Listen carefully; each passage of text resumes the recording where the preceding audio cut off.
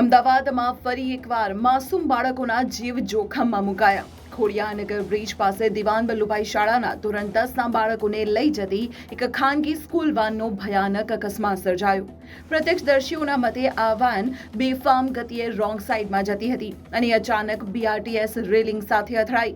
વાનમાં 10થી વધુ બાળકો સવાર હતા। સદનસીબે કોઈ મોટી જાનહાનિ નથી થઈ, પણ બાળકોને નાની મોટી ઈજાઓ પહોંચી છે। ચોંકાવનારી વાતો એ છે કે આ વાન ખાનગી નંબર પ્લેટ પર દોડતી હતી।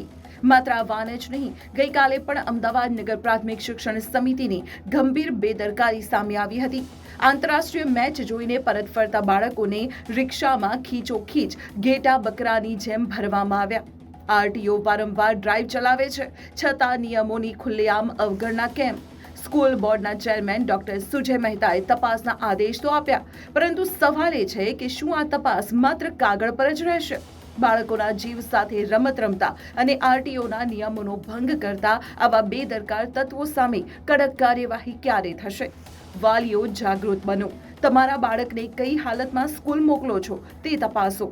શું આ ડ્રાઈવરો સામે કાયમી પ્રતિબંધ મૂકવો જોઈએ? કમેન્ટમાં જણાવો।